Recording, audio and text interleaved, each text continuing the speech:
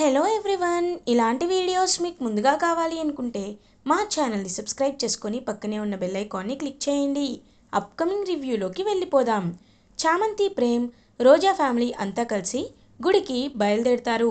యువరాణి అవ్వాలంటే కొన్ని నిబంధనలు ఉంటాయి కాబట్టి ఆ మొక్కులని, ఆ నిబంధనల్ని తీర్చుకోవడానికే వాళ్ళ ఊరి పొరిమేరలో ఉన్న ఒక గుడికైతే బయలుదేరుతారు రోజా, హర్షవర్ధన్ అండ్ ఫ్యామిలీ.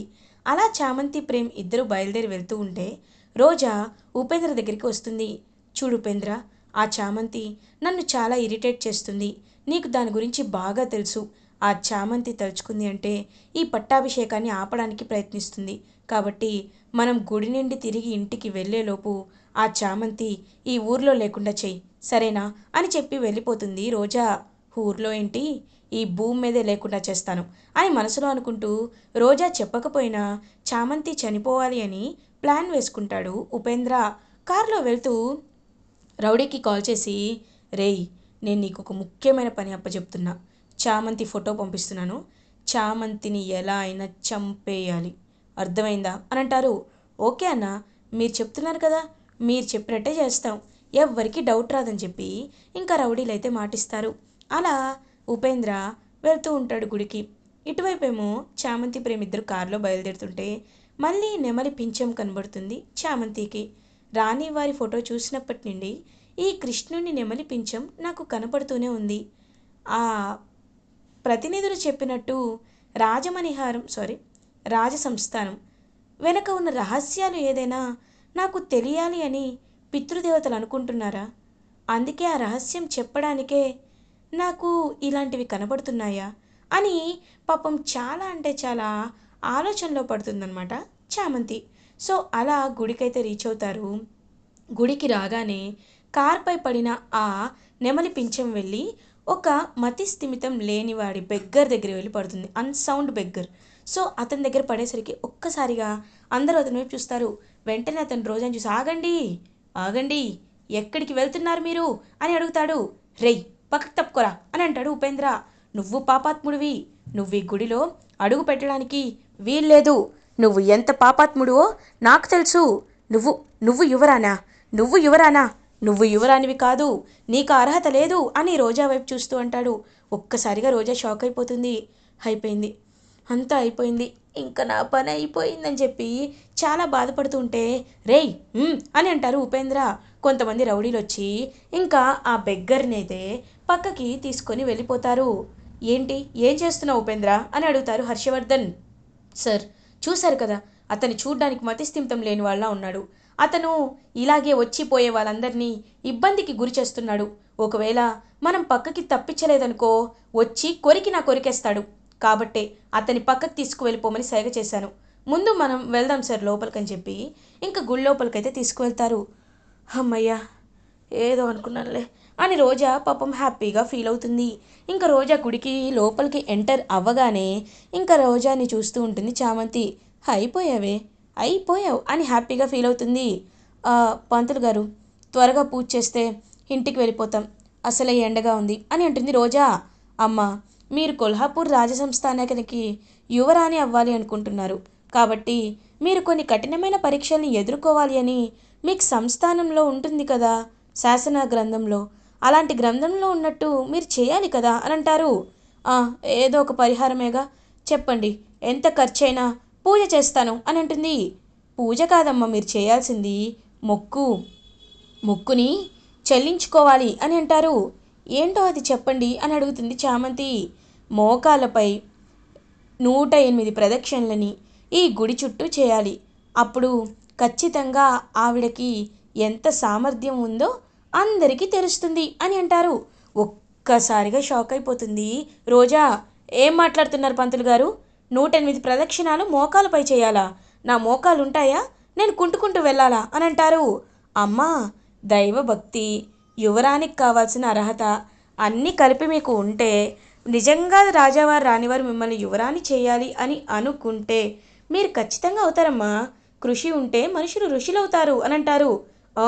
ఎన్నైనా చెప్తావు, నువ్వు కాదు కదా నడిచేది అని అంటారు. రోజా, నువ్వు చేయగలవు రోజా, యూ కెన్ డూ ఇట్ రోజా అని అంటాడు అరుణ్. నీకేముంది, ఇలాగే చెప్తావు అని అనుకుంటుంది రోజా. నువ్వేం కంగారు పడద్దులే, నేను ఈ గుడి చుట్టూ కాటన్ పరుపు వేయిస్తాను, ఆ బెడ్ పైన నడుద్దులే అని అంటారు.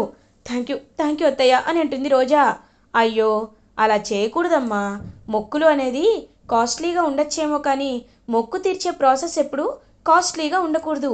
ఎలా అయితే కాలి నడకన వెళ్తారో అలానే ఇది కూడా జరగాలి. తను ఉత్తి మోకాలపై అంటే ఎలాంటి సపోర్ట్ లేకుండా కటిక నేలపై మాత్రమే మొక్కు తీర్చుకోవాలనేసరికి ఇంకా అలా కటిక నేలపై రోజా మోకాలపై నడుస్తూ నడుస్తూ వెళ్తూ ఉంటే అదంతా చూస్తూ ఉంటుందన్నమాట చామంతి. ఇప్పుడు ఎలా తప్పించుకుంటావో నేను చూస్తానని ఎంతో హ్యాపీగా ఉండేలోపు ఒక రౌడీ వస్తాడు. వచ్చి చామంతిని చూస్తూ చామంతి ముక్కుకి క్లోరోఫామ్ పెట్టి ఇంకలా తీసుకువెళ్ళిపోతూ ఉంటాడనమాట చామంతిని. ప్రేమ్ కూడా ఏదో ఫోన్ కాల్ రావడంతో ప్రేమ్ పక్కన ఉంటాడనమాట. ప్రేమ్కి తెలీదు. సో వెంటనే చామంతిని తీసుకువెళ్ళి, ఏ చామంతి, నువ్వైపోయావు ఈరోజు నా చేతిలో. మా సార్ నిన్ను చంపేమని సుపారీ ఇచ్చాడు, కానీ నువ్వు చూడ్డానికి చాలా అంటే చాలా అందంగా ఉన్నావు అని ఇంకలా చూస్తూ ఉంటే చామంతికి అప్పుడే తన మత్తంతా విడిపోతుంది. ఏయ్, ఎవర్రా మీరు అని అడుగుతుంది. తర్వాత చెప్తాంలే కానీ నువ్వు ముందు హ్యాపీగా ఉండాలనుకుంటున్నాం. చనిపోయే ముందు నువ్వు మమ్మల్ని హ్యాపీగా చూసుకో, తర్వాత నిన్ను చంపేస్తామని చెప్పి ఇంకా అలా వాళ్ళు చామంతి దగ్గరికి వస్తూ ఉంటే ప్రేమేమో చామంతి కోసం వెతుకుతూ ఉంటాడు. చామ్ చామ్ ఎక్కడున్నావు చామని చెప్పి చామంతిని వెతుకుతూ ఉంటే ఎవరైతే ఆ బెగ్గరున్నాడో అంటే మతిస్థిమితం లేని ఆ భిక్షాటన చేసే అతను ఉన్నాడో అతను ఇంక వెంటనే అమ్మ అమ్మ అని చెప్పి ఇంక వెంటనే చామంతి దగ్గరికి అయితే బయలుదేరతాడు. ఒరే ఒరే, ఏం చేస్తున్నారా, బంగారు తల్లిని ఏం చేస్తున్నారా అని చెప్పి ఇంకా వాళ్ళందరినీ తన గిన్నె పట్టుకొని తప్ప కొడతాడు. అప్పుడే ప్రేమ్ కూడా అక్కడికి రావడంతో ఆ రౌడీలందరినీ ప్రేమ్ బాగా కొట్టి తరిమేస్తాడు. చామ్, నీకేం కాలేదు కచ్చాం అని అంటారు. లేదు బాబు, నాకేం కాలేదు అని అంటారు. తల్లి, బంగారు తల్లి, నువ్వు బాగానే ఉన్నావు కదమ్మా, నువ్వు నువ్వు యువరాణి యువరాణి అని అంటారు. ఏం మాట్లాడుతున్నావు నువ్వు, తను యువరాణి ఏంటి అని అడుగుతారు. ప్రేమ్, నీకు తెలీదు బాబు, తను యువరాణి బాబు, యువరాణి అని అంటారు. నువ్వేం మాట్లాడుతున్నావు నాకేం అర్థం కావట్లేదు అనేసరికి అంత అంత అర్థమవుతుందని చెప్పి ఇంకా అలా తన దగ్గర ఉన్న ఒక పాడుబడిపోయిన పేజెస్ బుక్ని ఇచ్చేసి అక్కడి నుండి అతనైతే వెళ్ళిపోతాడు. ఇంకా అది చూసేసరికి కొల్హాపూర్ రాజ సంస్థాన వివరాలు అని చెప్పి ఆ బుక్లో అయితే రాసి ఉంటుంది. ఒక్కసారిగా ఇంకా అలా షాక్లో ఉండిపోతారనమాట చామంతి ప్రేమ్. చామ్, ఈ బుక్ చూడ్డానికి ఖచ్చితంగా 200 ఏళ్ల క్రితం బుక్ లాగే ఉంది, చాలా ఓల్డ్గా ఉంది చామ్ అని అంటారు. అవును బాబు, యాక్చువల్లీ ఇలాంటి అతి మహిమలు గల బుక్ అయితే రాజసంస్థానంలో ఉండాలి కదా బాబు, అలాంటిది ఈ ఇతని చేతికి ఎలా వచ్చింది అని ఆలోచిస్తారు. నాకు అది అర్థం కావట్లేదు చామ్, ఇది రాత్రి తీసుకువెళ్ళి మనిద్దరం చదువుదాం సరేనా అని అంటారు. ఓకే బాబు, అలాగే చదువుదామని ఇంక చామంతి ప్రేమ్ ఆ బుక్ని చామంతి చెప్పినట్టే ప్రేమ్ అయితే తన కార్ డాష్ బోర్డ్లో అయితే దాచిపెట్టుకుంటాడు ఆ బుక్ని, ఎలా అయినా తీసుకెళ్ళి చదవాలి అని. అలా ఇంకా రోజా 108 ప్రదక్షిణలు చేయడానికి she will be very very స్ట్రెస్ఫుల్గా ఉంటుందన్నమాట. అండ్ అలా మోకాళ్ళ నుండి రక్తం కూడా వస్తూ ఉంటుంది. రోజా, చూసావా, రక్తం బయటికి వస్తుంది అంటే నువ్వు ఆల్మోస్ట్ పుణ్యం సంపాదించుకున్నట్టే అని అంటూ ఉంటారు. ఓ, హాస్పిటల్లో కూడా జాయిన్ చేయండి అని చెప్పి 108 ప్రదక్షిణాలు ఏదో ఒకలా కంప్లీట్ చేసి ఇంకా కళ్ళు తిరిగి పడిపోతుందన్నమాట. వెంటనే అలా ఇంకా రోజానైతే ఇంటికి తీసుకెళ్ళిపోతారు. 108 ప్రదక్షిణలు కంప్లీట్ అయిపోతాయి. నిజంగా నీ డెడికేషన్ చూస్తుంటే చాలా చాలా ముచ్చటేస్తుంది రోజా అని అంటారు అరుణ్. 1000 కోట్లు 2000 కోట్లు వస్తుందంటే నువ్వు నాకంటే ఎక్కువ చేస్తావులే అని మనసులో అనుకుంటుంది రోజా. రోజా, ఇవాటికి రెస్ట్ తీసుకోలే, సో మనం రేపు మంచి రోజంట, రేపు పెట్టుకుందాంలే అని చెప్పి పట్టాభిషేకానికి ఇంకా రోజాకు ఒక రోజంతా రెస్ట్ అయితే ఇస్తారు. ఇది ఇలా ఉండగా చామంతి ప్రేమ్ ఇద్దరు ఇంకా నోట్స్ ఏదైతే బుక్ వాళ్ళకి ఇచ్చాడో ఆ బెగ్గరు ఆ బుక్ని చూడ్డానికైతే ప్రయత్నిస్తారు. సో ఆ బుక్ అయితే ఓపెన్ చేయడం జరుగుతుంది. శ్రీ శ్రీ శ్రీ కొల్హాపూర్ రాజ సంస్థాన వంశానికి సంబంధించిన కుటుంబ సభ్యుల ఫొటోస్ ఇక్కడ ఉంటాయని చెప్పి ఇంకా అలా ఒక్కొక్కరి ఫోటో అయితే చూపిస్తూ ఉంటారు. అన్నపూర్ణాదేవి గారు, లైక్ రాజావారు, రాణివారి వాళ్ళ చెల్లెలు వాళ్ళ పిల్లలు, రాణి వారి తమ్ముడు పిల్లలు, రాజా వారి పిల్లలు, అందులో ఉపేంద్ర ఫోటో కూడా ఉంటుంది. అలా ఒక్కొక్కరి డీటెయిల్స్ చూపిస్తూ ఉంటే కుమారవర్మ అంటే ఎవరైతే రాజావారి కొడుకున్నారో ఆయన ఫోటో కూడా అందులో కనబడుతుంది. కుమారవర్మ ఉంటారు. కుమారవర్మ పక్కన ఆ పెద్ద ఆవిడ ఫోటో, కుమారవర్మ వాళ్ళ ఆవిడ ఫోటో ఒకటి ఉంటుంది. అండ్ చిన్న పాప ఫోటో కూడా ఉంటుంది. ఆ ఫోటోని ఇంకా ఎప్పుడైతే చామంతి వాళ్ళు అప్పుడు పుట్టారో అప్పుడు టైం లైన్ బట్టే బేస్ చేసుకొని ఉంటుంది. చామ్, ఒకసారి ఫోటో చూసావా అని అంటారు. బాబు, నాకు తెలిసి ఈయన రాజావారి కొడుకు అనుకుంటా అని అంటారు. అవును చామ్, నువ్వెప్పుడు ఈయన చూడలేదా అని అంటారు. లేదు బాబు, మా నాన్న ఎప్పుడు చెప్తూ ఉండేవారు ఆయన్ని ఎవరో కొంతమంది చంపేశారని అని అంటారు. ఓ అవునా, ఆయన భార్య ఫోటో సరిగ్గా కనిపించట్లేదు చామ్ అని అంటారు. అవును బాబు, నిజమే, ఈ ఫోటోని ఎలా అయినా మనం రీమోడిఫై చేపిస్తే కనబడుతుంది కదా అని అంటారు. అవును చామ్, నాకు తెలిసిన ఒక ఫ్రెండ్ ఉన్నాడు, వాడికి చెప్తానులే అని చెప్పి ఇంకా అలా ఫోటోని అయితే తీసుకొని పంపిస్తాడనమాట ప్రేమ్. ఈ చిన్నప్పుడు ఫోటో ఎక్కడో చూసినట్టుంది అని అనుకుంటుంది చామంతి. ఇంకా అలా అటువైపేమో ఆ బెగ్గర్ కరెక్ట్గా తెలుస్తుంది, అతిపెద్ద నిజం తెలుస్తుంది. నేను ఇలా పిచ్చివాడిలా ఎందుకు ఉంటున్నానో ఖచ్చితంగా తెలుస్తుంది అని చెప్పి ఇంకా అలా యువరాణి వచ్చే సమయం ఆసన్నమయ్యింది, ఆసనమయ్యింది అని చెప్పి ఇంకా అలా గట్టిగా అరుస్తూ ఉంటాడు. ఇదే ఇలా ఉండగా మార్నింగ్ అవుతుంది. ఇంకా రోజా పట్టాభిషేకానికి అన్ని ఏర్పాట్లయితే జరుగుతూ ఉంటాయన్నమాట. కరెక్ట్గా అప్పుడే ఇంకా రోజాని అలా సింహాసనంపై కూర్చోబెట్టడానికి తీసుకు వస్తూ ఉంటే ఒక్కసారిగా ఇంకా అక్కడ అందరూ చూస్తూ ఉంటారు. వెంటనే ఒక్క నిమిషం ఆగండి అని అంటారు అందరినీ. ప్రేమ్, ఒక్కసారిగా అందరు ఆగిపోతారు. ఏమైంది, ఏమైందిరా ప్రేమ్ అని అడుగుతారు.